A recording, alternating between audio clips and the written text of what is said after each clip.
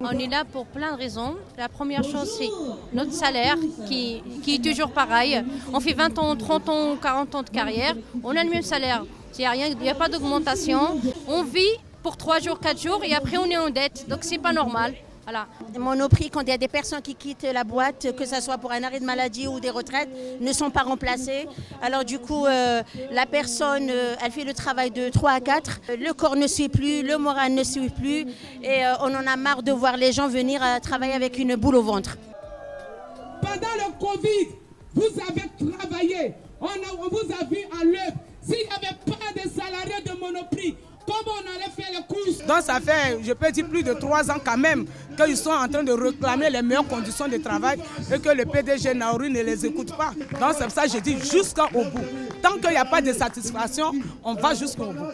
On est là, même si Naouri ne veut pas, nous on est là, pour l'honneur des travailleurs et pour un monde meilleur. Révolutionnaire, on est vert, les verts, et révolutionnaire, on est jaune, les verts, et révolutionnaire. Le fait que toutes les professions avec l'intersyndicale est appelée à faire grève, pour nous c'est hyper important parce que en tant qu'étudiants on s'associe complètement à tout ça. Tous nos camarades travailleurs qui sont en lutte pour leur salaire, nous on est les travailleurs et les travailleuses de demain et donc c'était complètement évident que les organisations de jeunesse appellent à s'associer à ce mouvement-là de grève. On espère que ça va prendre, que ça va continuer et nous on est là de toute façon pour mener le combat, le rapport de force face à Macron aujourd'hui, demain. Je suis là pour plusieurs raisons. Déjà la toute première c'est pour défendre le service public. Cette année on a migré ma licence de Tolbiac à l'ancien campus de Paris 3, Sancier, et on est arrivé en début d'année, il n'y avait pas de table, il n'y avait pas de chaise, il n'y avait pas internet, il n'y avait pas d'eau, il n'y avait pas de machine à café. Enfin, vous voyez avoir des cours là-dedans, pas moi. Donc défendre le service public, parce que là tout est en train de se casser la gueule et c'est pas normal. La deuxième chose, c'est qu'il faut attendre une réponse immédiate. Je dis des pouvoirs publics, mais ça peut être du gouvernement, de l'opposition, de n'importe qui. Que quelqu'un fasse quelque chose pour qu'on arrête de se bouffer l'inflation dans la gueule. Avec mes colocs, on a fait une liste d'essentiels, on achète tout au gros volume, et qu'est-ce qu'on fait? On bouffe que des pâtes aux pâtes, quoi.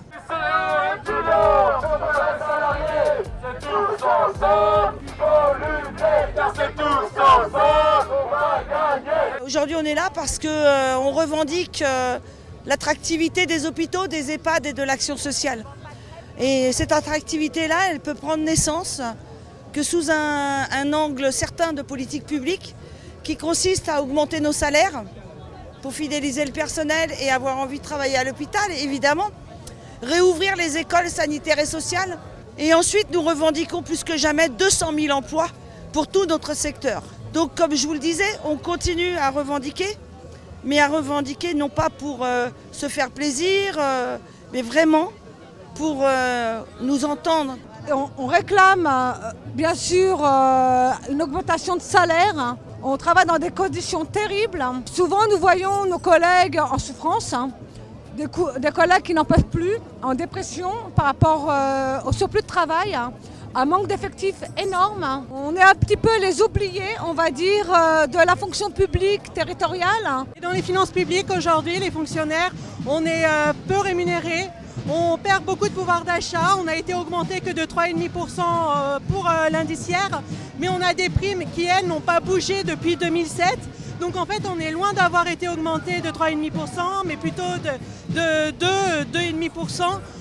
Face à l'inflation, c'est vraiment trop insuffisant et donc aujourd'hui, c'est là pour continuer à se battre, important pour également protéger le droit de grève qui est essentiel dans notre pays.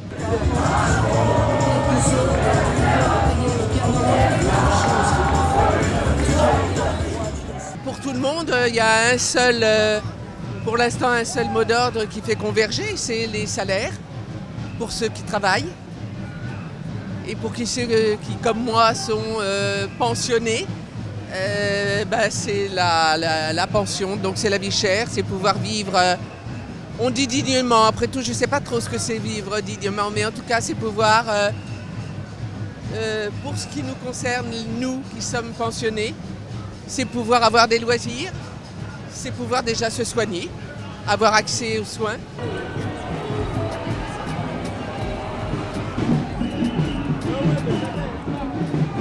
Nous on vient du secteur de l'aérien, comme on peut voir le drapeau sud-aérien. Nos revendications sont un peu comme tous ceux qui sont dans la rue aujourd'hui. C'est la misère sociale, la misère en entreprise, les cadences acharnées, les salaires qui ne suivent pas. Et les salariés ne s'y retrouvent pas à la fin du mois, tout simplement. Et on nous parle de une retraite à 65 ans, donc on veut encore presser le citron. Nous, on n'en peut plus aujourd'hui. Plus loin que l'âge de la retraite, travail, travail. Alors voilà, moi je suis là, c'est pour les jours heureux. Voilà, parce que moi j'en ai marre de vivre avec un SMIC à 1600 euros. Parce qu'une fois qu'on a tout payé, moi il me reste plus que 300 euros pour vivre. Et moi j'en peux plus, je suis seule avec un enfant à charge. Et je commence à en avoir marre, quoi. Parce qu'en plus l'électricité, le gaz va augmenter. Moi si c'est pour réduire sur les cinémas, sur les choses de la vie, ça commence à bien faire, quoi. La Confédération paysanne est là aujourd'hui parce que notre combat est très proche, c'est le même en fait. Celui contre les super profits pour une meilleure répartition des richesses. C'est le même pour les paysans, c'est le même pour les salariés. Aujourd'hui, nous les paysans, on a beaucoup de mal à vivre de notre travail, c'est extrêmement difficile et du coup, on partage vraiment le même combat. C'est important d'être là, pas que par solidarité avec le mouvement de grève des raffineries, mais pour dire que ce soit ce gouvernement-là ou le patronat, eh bien, c'est eux qui bloquent le pays. C'est eux qui bloquent le pays parce que c'est eux qui bloquent le salaire, c'est eux qui bloquent l'âge de la retraite et même qui le reculent. C'est eux qui bloquent les chômeurs pour rechercher du travail parce qu'ils n'arrêtent pas de supprimer des postes de travail, que ce soit dans le service public comme dans le privé. Alors, on a 1000 fois raison de manifester et les raffineries, ils ont 1000 fois raison d'être en colère et de faire la grève.